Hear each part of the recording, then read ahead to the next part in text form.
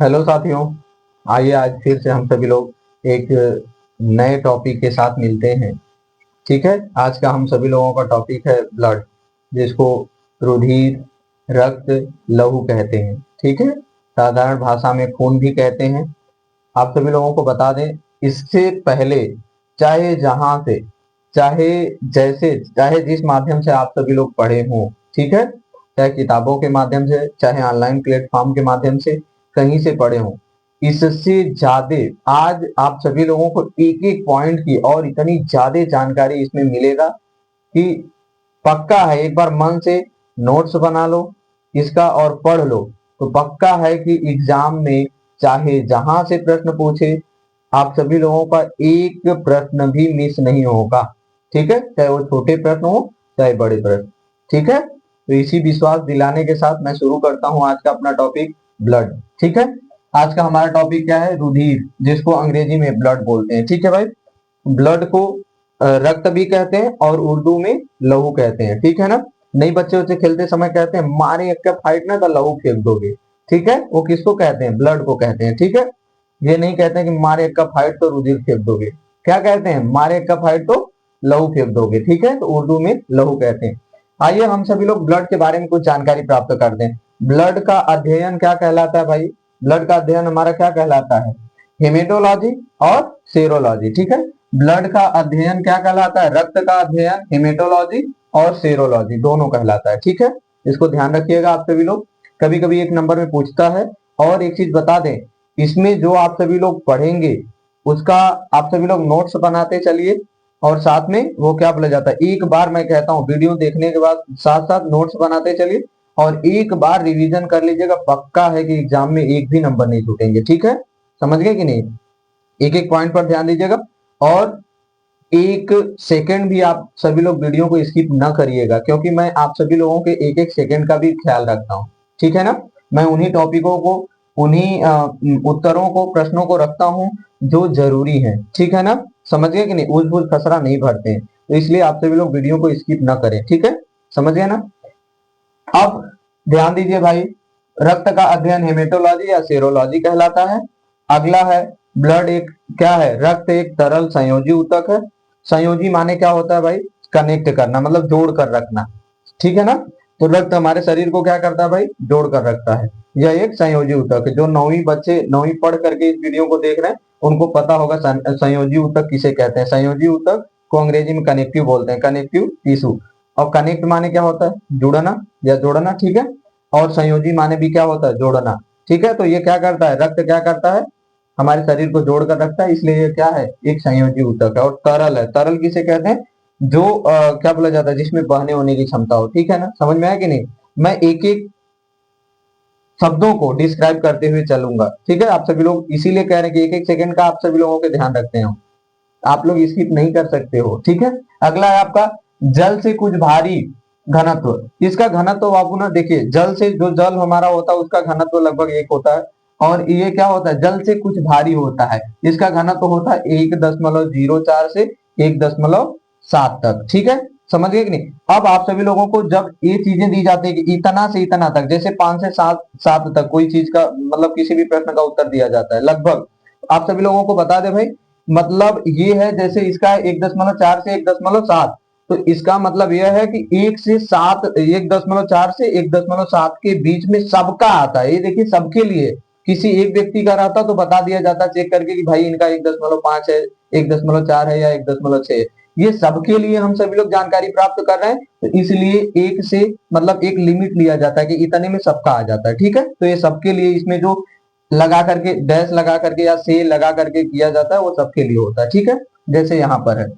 अगला आपका है ब्लड क्या है? रक्त चिपचिपा, स्वाद में नमकीन। आप सभी लोगों को बता दें, रक्त को यदि आप सभी लोग मतलब ऐसे देखेंगे ना, तो क्या होता है? चिपचिपा होता है थोड़ा। ठीक है, ब्लड चिपचिपा होता है और स्वाद में कैसा होता है? नमकीन। उसको यदि आप ऐसे चखेंगे ना, तो वो नमकीन स्वाद में कैसा होगा? नमकीन होगा। ठीक है, ध्यान दीजिए, जैसे बचपन में हम सभी लोग क्या करते थे, कहीं चोट वोट लग जाता था तो हम लोगों को सिखाया गया था, ब्लड जहां मतलब निकले वहां चूस लो, तो हम लोग चूसते थे।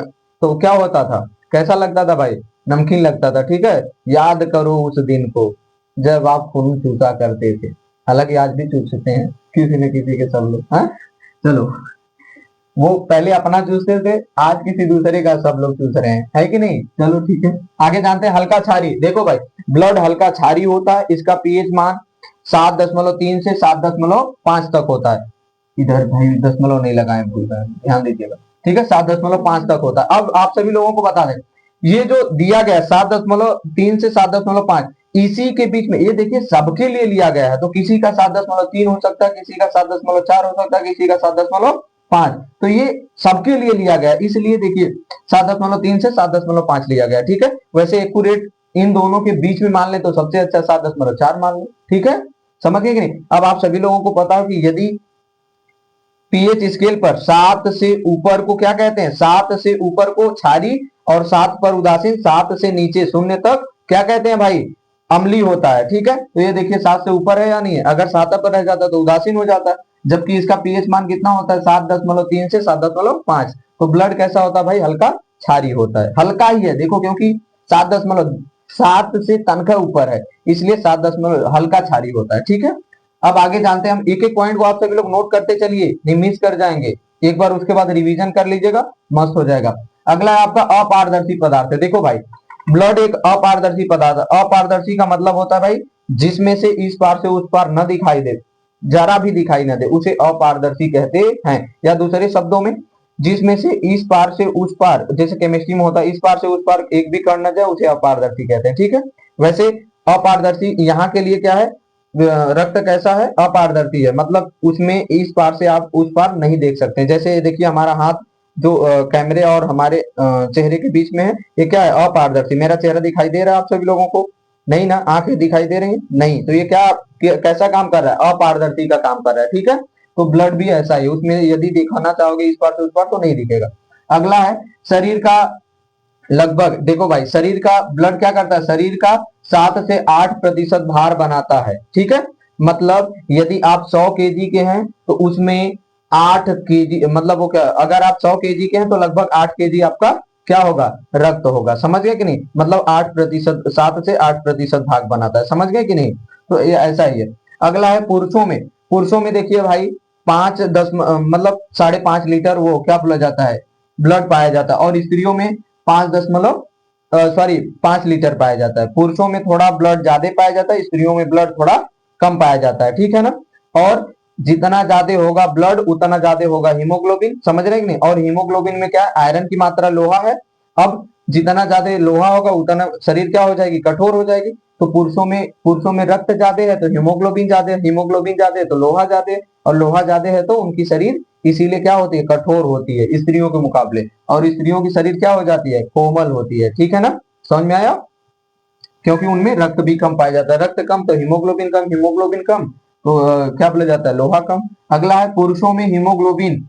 देखिए भाई, पुरुषों में हीमोग्लोबिन कितना पाया जाता है, तो 15 ग्राम प्रति डेसी लीटर। ठीक है, ध्यान दीजिएगा, हमेशा बायोलॉजी में डेसी लीटर में ही चीजों को मापी जाती है। तो पुरुषों में जो हीमोग्लोबिन है वो कितना पाया जाता है भाई, 15 ग्राम प्रति डेसी लीटर। और वहीं स्त्रियों में देख लीजिए, स्त्रियों में हीमोग्लोबिन 13 ग्राम प्रति डेसी लीटर है। समझ गए कि नहीं, मतलब देख रहे हैं आप सभी लोग, एक ही बराबर रक्त लीजिए, मतलब ऐसे कह रहे हैं, एक उदाहरण के लिए दे रहे हैं कि एक ढक्कन रक्त लीजिए पुरुषों का, एक ढक्कन स्त्रियों का। अब दोनों में यदि हीमोग्लोबिन देखेंगे तो पुरुषों में हीमोग्लोबिन क्या होगा, ज्यादा होगा। तो हीमोग्लोबिन ज्यादा मतलब लोहा ज्यादा, तो पुरुषों की शरीर क्या होती है, सख्त मजबूत होती है। ठीक है, कठोर होती है थोड़ी। और स्त्रियों में हीमोग्लोबिन कम पाया जाएगा तो क्या हो जाएगा, शरीर कोमल हो जाएगी, लोहा कम है। ठीक है, आगे चलते हैं। रक्त एकत्रित, देखिए भाई रक्त कहाँ एकत्रित होता है, तो प्लीहा में रक्त एकत्रित। देखिए बहुत बच्चों को लगता है, बहुत लोगों को लगता है कि रक्त हृदय में एकत्रित होता है, ऐसा नहीं है, ब्लड हृदय में एकत्रित नहीं होता।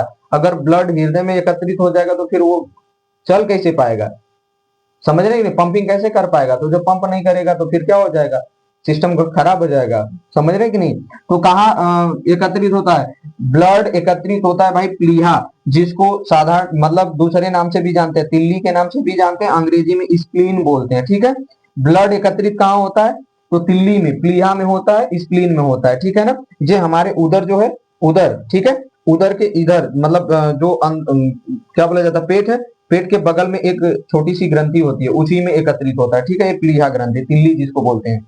अब इसमें एक बार में ब्लड, ये भी समझ में आना चाहिए कि एक बार में ब्लड कितना एकत्रित होता है, तो 250 ग्राम 250 ml से 300 ml तक। मतलब देखिए ये जो से लिया जाता है ये सबके लिए ले लिया जाता है, मतलब सभी में इन्हीं के बीच में ही एकत्रित होता है। मतलब किसी में 250 ml तो किसी में 260, तो किसी में 290, तो किसी में 300, तो ये सबके लिए लिया जाता है। एक्यूरेट यदि एक का लिया जाए तो सीधे लिख दो 250 या 300 लिख दो, कोई दिक्कत की बात नहीं, ठीक है, ध्यान दो।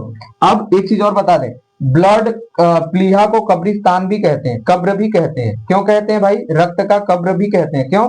क्योंकि जब आरबीसी वगैरह कमजोर हो जाते हैं ना, मतलब वो मर जाते हैं, तो क्या करती है प्लीहा, उसको क्या कर लेती है, अपने में रख लेती है, ठीक है। तो प्लीहा क्या है, रक्त का कब्र भी है और रक्त बैंक भी है। मतलब इसको दो नामों, मतलब इसको कहा जाता है, प्लीहा को कहा जाता है ब्लड बैंक भी कहा जाता है, और क्या बोला जाता है, कब्रिस्तान भी कहा जाता है, कब्र भी कहा जाता है ब्लड का, ठीक है। क्योंकि ये मरे हुए ब्लडों को एकत्रित कर लेता है, जैसे जो एकदम पुरान उरान हो गया, आरबीसी वगैरह, ठीक है। आगे चलते हैं, रक्त का निर्माण। एक चीज और ध्यान दो बाबू, ये जरूरी प्रश्न है, ये पूछ देता है ज्यादातर। रक्त का निर्माण क्या है भाई, भ्रूण। भ्रूण मतलब समझते हो, जो बच्चा माँ के गर्भ में, जब तक माँ के गर्भ में कोई बच्चा है तब तक वह भ्रूण कहलाता है, जिसको अंग्रेजी में एम्ब्रियो बोलते हैं, ठीक है। तो भ्रूण जो है, मतलब जो बच्चा पेट में माँ के है, ठीक है, उसमें देखिए कहाँ ब्लड का निर्माण कहाँ होता है, लीवर में होता है, ठीक है। कहाँ होता है, लीवर में, ध्यान रखो। अगला है उसी के आगे, वयस्क में कहाँ निर्माण होता है भाई, जैसे जो वयस्क है, हम लोगों में जो बढ़ चुके हैं थोड़ा बहुत, उनमें ब्लड का निर्माण कहाँ होता है, ब्लड कहाँ बनता है, तो अस्थि मज्जा, या जिसको अंग्रेजी में बोन मैरो बोलते हैं, ठीक है। तो बोन मैरो में होता है। ये बोन मैरो क्या है, हड्डियों के बीच में, जब हड्डी को आप सभी लोग क्या करेंगे, ऐसे समझ लीजिए ये हड्डी है, इसको तोड़िएगा ऐसे ना, जैसे कभी कभी आप लोग बकरा वगैरह खाते हैं, बकरा वाले समझ सकते हैं, ज्यादा समझ, हड्डी को तोड़िए तो उसमें देखेंगे ना, हड्डी के अंदर कुछ जाली जैसी लाल लाल संरचना होती है, उसे क्या कहते हैं, उसी को, वही होती है अस्थि मज्जा, उसी में ब्लड का निर्माण होता है, ध्यान रखना, ठीक है ना। किसमें, वयस्कों में, यंग जो हो गए, मतलब ठीक ठाक हो गए, जिनमें हड्डी बढ़िया है। अब देखिए इसमें भ्रूण में, लीवर, भ्रूण के लीवर में क्यों क्या बोला जाता है, ब्लड का निर्माण होता है, तो उसका कारण यह है भाई कि जब भ्रूण का निर्माण हो रहा होता है माँ के शरीर में, तो उसमें हड्डी बहुत विकसित नहीं होती है, और होती भी है मतलब बहुत कम होती है, और होती भी है तो बहुत लुंज पुंज होती है, बहुत नरम होती है, तो उसमें बोन मैरो बहुत अच्छा नहीं होता है, इसलिए लीवर में निर्माण होता है, ठीक है। भगवान बहुत सोच समझ के बनाए हैं, ठीक है ना। और वयस्क में अस्थि मज्जा में, हड्डियों के बीच में, वो कभी कभी जीव जो मर जाते हैं, देखे होंगे गाय भैंस कुत्ता बकरी बिल्ली, तो कुत्ता उत्ता खींच लाते हैं भाई रास्ते में कहीं, मैं ये नहीं कह रहा हूँ कि देखने जाओ, लेकिन कभी आप जा रहे हैं देखेंगे, तो वो हड्डियां जो कुत्ते उते काट देते हैं, तोड़ देते हैं, उसके बीच में देखेंगे कुछ जाली जैसी लाल लाल संरचना होती है, वही होता है बोन मैरो, अस्थि मज्जा, उसी में जाली जैसी संरचना, उसी में ब्लड का निर्माण होता है, ठीक है, समझ गए। अगला है भाई हम लोगों का कोलेस्ट्रॉल। अब ध्यान रखो भाई, कोलेस्ट्रॉल बराबर 200 ग्राम प्रति डेसीलीटर। अब आप सभी लोगों को बता दें, आपके ब्लड में कोलेस्ट्रॉल कितना होना चाहिए भैया, 200 ग्राम प्रति डेसीलीटर होना चाहिए। अब कोलेस्ट्रॉल कहाँ से, जैसे जब तेल और ज्यादा खाएंगे ना, घी वगैरह फैटी चीजों को ज्यादा खाएंगे, समझ गए कि नहीं, वसी चीजों को, तो उसमें क्या मिलेगा आपको, कोलेस्ट्रॉल बहुत ज्यादा तेल में मिलता है, घी में। अब जब कोलेस्ट्रॉल की मात्रा क्या हो जाएगी, बढ़ जाएगी, तो ब्लड कहीं ना कहीं हृदय में, कहीं ना कहीं क्या हृदय में जाता ही है, हृदय में जाएगा तो क्या कर लेगा, जम जाएगा, क्या हो जाएगा, जम जाएगा, तो मालूम है क्या होगा, फिर हृदय क्या करेगा, सही से पंप नहीं कर पाएगा, धुक धक धुक धक धुक धक करके फ्यूज हो जाएगा, समझ गए कि नहीं। और वो फ्यूज हुआ तो हम लोग फ्यूज हो गए, इसलिए भाई घी भी खाओ, संभाल कर खाओ, बहुत इतना मत खा लो कि कोलेस्ट्रॉल की मात्रा ब्लड में बढ़ जाए। तो कोलेस्ट्रॉल कितना होता है भाई, ये भी प्रश्न पूछता है, 200 ग्राम प्रति डेसीलीटर, ठीक है, रक्त में। अगला है रक्त परिसंचरण। एक चीज ध्यान दीजिए आप लोग, रक्त परिसंचरण का खोज, सॉरी, रक्त परिसंचरण का खोज किसने किया था, या रक्त परिसंचरण को किसने, वो क्या बोला जाता है, रिप्रेजेंट किया था, प्रदर्शित किया था, तो डॉक्टर विलियम हार्वे ने किया था। कब किए थे भाई, 1800 सॉरी 1628 ईस्वी में, ठीक है। डॉक्टर विलियम हार्वे ने परिसंचरण का खोज किया था, कब किया था भाई, 1628 ईस्वी में। ये भी प्रश्न पूछता है, बहुत ध्यान रखना, ये तो पूछ ही देगा। अगला है आपका रक्त का कार्य, ध्यान दो। अब रक्त के कार्य पर हम लोग आ गए, रक्त का क्या क्या कार्य है भाई, तो रक्त का कार्य है ऑक्सीजन का परिवहन। आप सभी लोगों को पता है, रक्त में जो हीमोग्लोबिन पाया जाता है वो क्या करता है भाई, वो श्वसन वाले पार्ट में बता दिए, आप सभी लोग देख सकते हैं, वीडियो अपलोड हो गया है। अब वो क्या करता है, हीमोग्लोबिन जो ब्लड में है वो क्या करता है, ऑक्सीजन को लेता है समझे कि नहीं, वायु कुपिका में होता है एलवीएली में, वो हीमोग्लोबिन क्या करता है, ऑक्सीजन को पकड़ता है और पूरे शरीर में क्या कर देता है, उसका परिवहन कर देता है, पहुंचाता है, ठीक है, सभी कोशिकाओं को देने का काम करता है। तो रक्त क्या करता है भाई, ऑक्सीजन का परिवहन करता है। एक चीज और अभी बता देंगे, ये क्योंकि उत्सर्जी पदार्थ दिया है, कार्बन डाइऑक्साइड उत्सर्जी पदार्थ में ही आएगा, ठीक है। तो रक्त का ऑक्सीजन का परिवहन रक्त करता है। आगे है आपका पोषक पदार्थों का परिवहन। आप सभी लोगों को पता है कि मान लीजिए हमने भोजन खाया, ठीक है, ऐसे समझो हम लोगों ने मान लीजिए ठूस ठूस के खाया, पेट ने पचाया, ठीक है, पेट ने और आंतों ने मिलकर के उसको पचाया, पच गया भोजन। अब आंत में ही रह जाए, कहीं और न जाए, तो ये बताओ, तब तो आंतों को ही ऊर्जा मिलेगा, बाकी अंग तो हमारे ऐसे हो जाएंगे, काम नहीं कर पाएंगे। जो जिह्वा भी काम कर रही है भी तो, इसमें भी तो ऊर्जा, तभी तो ये चल रही है, हमारे हाथ चल रहे हैं, होंठ हिल रहे हैं, नहीं तो पता चला कि अब ऐसे लगे करने, है कि नहीं, ऊर्जा नहीं रहेगा तो यही होगा। तो आगे आप सभी लोगों को बता दें, ये क्या करता है, पोषक पदार्थों जो हमारे शरीर में, मतलब हम लोग भोजन ग्रहण करते हैं, उससे पोषक पदार्थ मिलते हैं, पोषक पदार्थों का परिवहन कौन करता है, रक्त करता है। उत्सर्जी उत्सर्जी पदार्थों का परिवहन, आप सभी लोगों को बता दें, उत्सर्जी पदार्थ क्या होता है, शरीर में जो बेकार पदार्थ होते हैं उन्हें उत्सर्जी पदार्थ कहते हैं, ठीक है, समझ गए कि नहीं। तो उत्सर्जी पदार्थों को शरीर से बाहर करने का भी काम कौन करता है, रक्त करता है, मतलब उन अंगों तक पहुंचाता है, उत्सर्जी अंगों तक पहुंचाने का काम करता है रक्त, बाहर नहीं निकालता भाई। उत्सर्जी अंगों तक पहुंचाने का काम कौन करता है, उत्सर्जी वो क्या, रक्त करता है। जैसे में यूरिया हो गई, समझ गए कि नहीं, यूरिया हो गया, और भी जो अपशिष्ट पदार्थ है जैसे कार्बन डाइऑक्साइड हो गया, वो भी कोशिकाओं से लेकर के फेफड़े को देता है और फेफड़ा उसको बाहर करता है। तो ये सभी हमारे उत्सर्जी पदार्थ हैं, अनपचे पदार्थ हैं, ठीक है, हमारे शरीर में बेकार पदार्थ है, इनको बाहर करने का काम यही करते हैं, इनका परिवहन करते हैं उत्सर्जी पदार्थों का। शरीर के ताप का नियंत्रण, आप सभी लोगों को बता दें, सबसे मस्त प्रश्न आप सभी लोगों को ये तो जरूर पूछेगा कि शरीर का तापमान नियंत्रित रहता है, ऐसे करके प्रश्न पूछता है, ऑप्शन दे देगा दो चार ठो। तो आप सभी लोगों को बता दें, ब्लड के कारण शरीर का तापमान क्या होता है, नियंत्रित होता है। जैसे ब्लड देखिए, आप सभी लोगों को ब्लड क्या होता है, हमेशा चलता रहता है, और आप सभी लोगों को पता है जो भी गति करेगा उसमें उष्मा उत्पन्न होगी, मतलब उष्मा उत्पन्न होगी, गर्मी उत्पन्न होगी। तो भाई स्वाभाविक है कि शरीर का तापमान कैसे बनता है, क्योंकि ये शरीर में हमेशा दौड़ता रहता है ब्लड, तो शरीर का तापमान कैसे नियंत्रित रहता है भाई, बना रहता है। तो रक्त के कारण, ठीक है, रक्त के कारण शरीर का तापमान बना रहता है, नियंत्रित रहता है, ठीक है ना।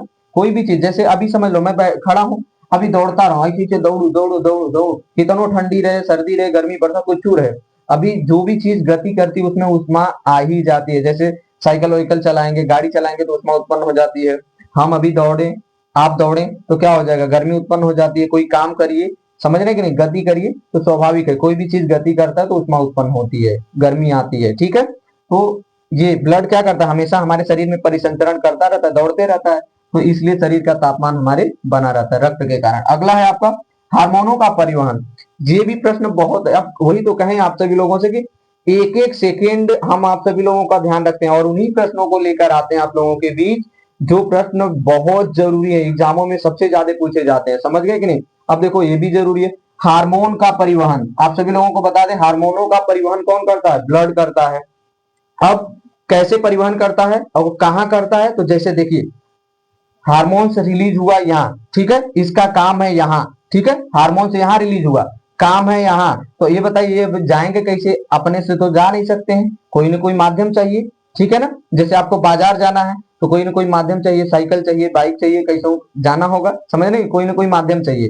तो ये इसके लिए माध्यम कौन बनता है, रक्त बनता है। तो रक्त क्या करता है, क्या करता है भाई, हम लोगों का परिवहन, साइकिल होता है मार्केट जाने के लिए, गाड़ी होती है, समझ गए, इसका परिवहन कौन होता है भाई, हार्मोनों का, रक्त होता है। जैसे रक्त यहाँ से, सॉरी, हार्मोन से यहाँ से उत्पन्न हुआ, यहाँ से क्या हुआ, स्रावित हुआ, और यहाँ इसको जाना है, काम करना है यहाँ, तो ये ब्लड जो इसमें से बह रहा है, ठीक है, ब्लड क्या करेगा, यहाँ से हार्मोन जो स्रावित हुआ उसको लेकर के क्या करेगा, इस स्थान तक पहुंचाएगा, समझ गए कि नहीं, परिवहन करके ले आएगा, समझ गए।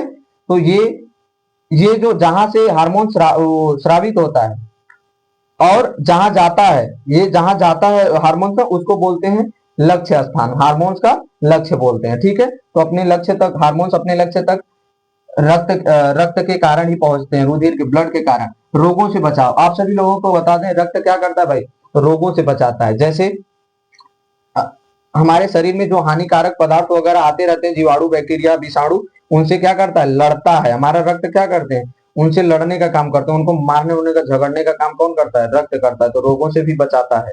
और ऐसे भी समझ लो, दवा आप खा लो और दवा क्या हो, पच जाए, ठीक है, दवा पच जाए, छोटे छोटे टुकड़ों में टूट जाए, अणुओं में।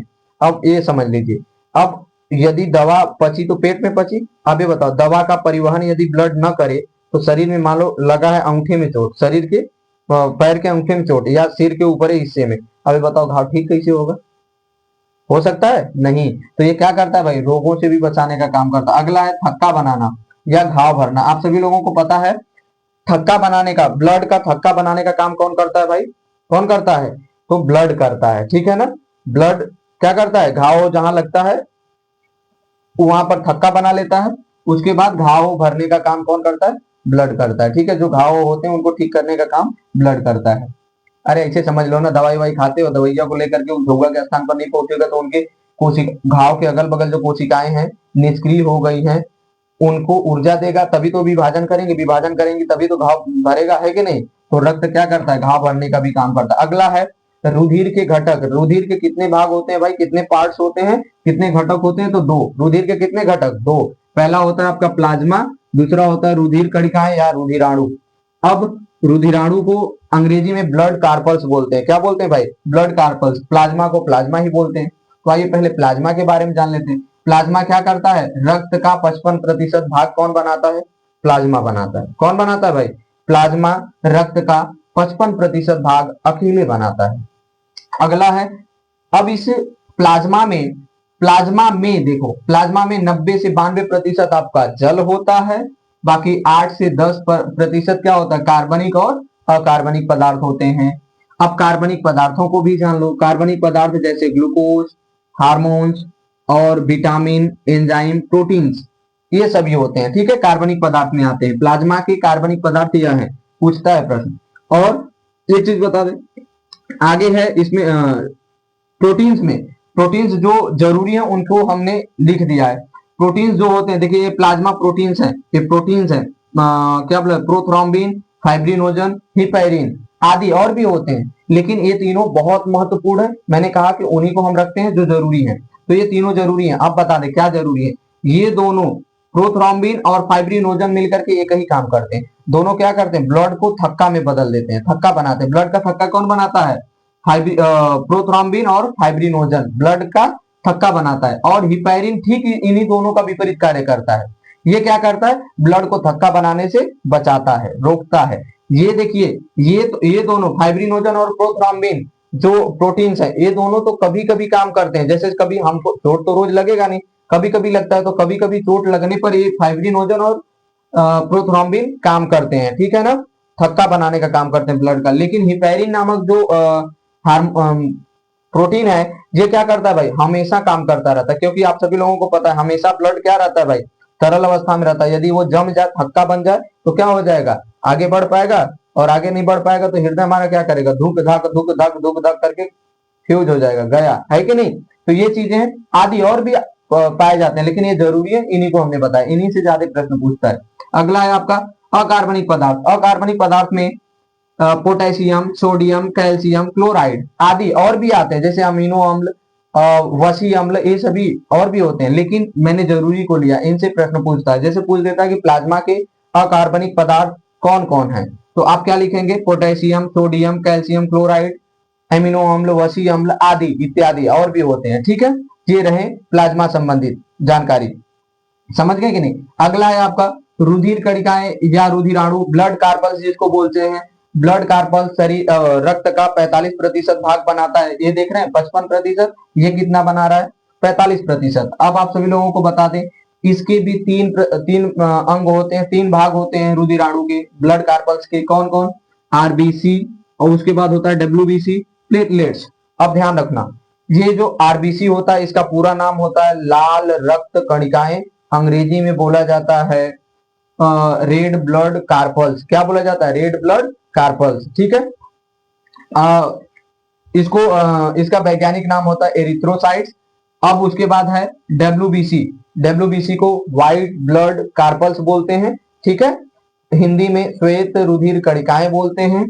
और इसका भी वैज्ञानिक नाम क्या होता है, साइंटिफिक नेम क्या होता है भाई, ल्यूकोसाइट्स होता है। ठीक है, अगला आपका होता है प्लेटलेट्स।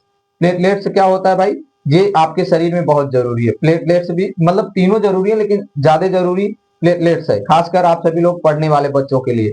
क्यों? क्योंकि प्लेटलेट्स क्या करता है भाई, एकदम आपके शरीर में ऊर्जा, मतलब वो क्या बोला जाता है, आपको थकने यदि कोई नहीं देता तो प्लेटलेट्स देता है। ठीक है, यदि आपका प्लेटलेट्स 2 लाख है या 2 लाख के ऊपर है तो आपके अंदर थकाना नहीं आएगी जल्दी।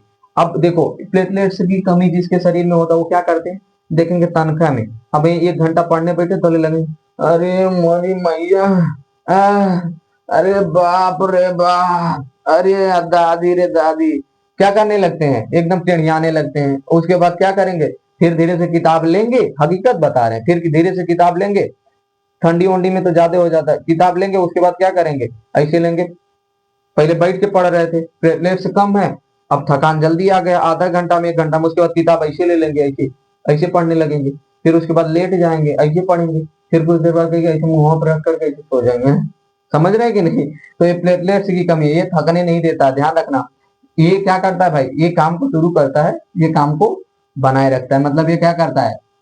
आप एक चीज और बता दें, इन तीनों के बारे में डिटेल जानकारी इसी वीडियो में आगे मिलेगी, क्योंकि हमारे पास जगह नहीं है, इसलिए मैं यहाँ पर नहीं लिख पाया इनके बारे में बहुत कुछ। देखिए, एक चीज और बता दें, सबसे ज्यादा ब्लड में पाया जाता है कौन, रेड ब्लड कार्पस। ठीक है, 45 से 55 लाख। और ये क्या बोला जाता है, प्लेटलेट्स पाया जाता है 2 से 5 लाख। वैसे 2 लाख हो, 2 लाख या 2 लाख के ऊपर हो तो मस्त रहता है। 2 लाख से नीचे आएगा, देखिए डेंगू नामक एक बीमारी होती है, उसमें सबसे ज्यादा कम कौन होता है, प्लेटलेट से एकदम हनानाक घट जाता है, 40 45 50 20 25 हजार तक आ जाता है। तो इसमें क्या होता है, और ये आ गया यदि 20 25 हजार तक, तो झौड़िया झौड़िया उलट जाओगे।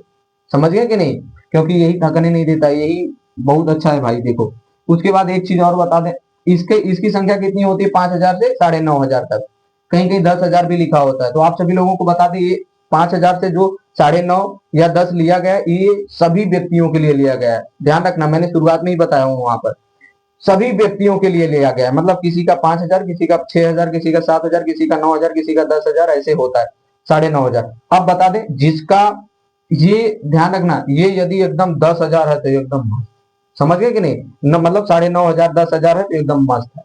आगे है इसमें, ये देखो जानकारी कोई भी यूट्यूब चैनल पर या कहीं पर आप सभी लोग खोज लीजिएगा, किताबों में भी नहीं दिया होगा, ये स्मॉल यस क्यों लगा होता है, आरबीसी के साथ स्मॉल यस और डब्ल्यूबीसी के साथ स्मॉल यस क्यों लगा होता है, मैं पूरे दावे के साथ कह सकता हूँ कि पूरे यूट्यूब प्लेटफॉर्म पर या किताबों में जल्दी नहीं मिलता है। ये नहीं कहेंगे कि एकदम नहीं होता है, जल्दी नहीं मिलता, क्योंकि मैं भी कहीं ना कहीं किताब से पढ़ा हूँ। ठीक है, आप सभी लोगों को बता दें, ये जो डब्ल्यूबीसी में यस स्मॉल यस लगा हुआ, आरबीसी में स्मॉल यस लगा हुआ, ये छोटा यस, वह दर्शाता है कि यहाँ पर बहुत कोशिकाएं हैं। ठीक है, मतलब यह दर्शाता है कि आरबीसी की बहुत सारी कोशिकाएं, ये बहुवचन का कार्य करता है। ठीक है ना, समझ गए कि नहीं, प्लूरल का। तो ये स्मॉल जो यस लगा होता है, आज के बाद कंफ्यूजन दूर कर लेना, आरबीसी में और डब्ल्यूबीसी में जो स्मॉल यस लगा होता है वो दर्शाता है बहुत सारी, मतलब आरबीसी रेड ब्लड कार्पल्स में बहुत सारी कोशिकाओं को दर्शाता है, व्हाइट ब्लड कार्पल्स में स्मॉल यस उनकी बहुत सारी कोशिकाओं को दर्शाता है। ठीक है, समझ गए कि नहीं, बहुत सारी कोशिकाओं को दर्शाने के लिए स्मॉल यस लगा दिया जाता है कि इसमें केवल एक ही कोशिकाएं नहीं है, एक से अधिक है, मतलब बहुत सारी है, इसलिए स्मॉल यस लगा होता है। अब एक कोशिकाओं से तो ये बनेगा नहीं। ठीक है, समझ गए कि नहीं?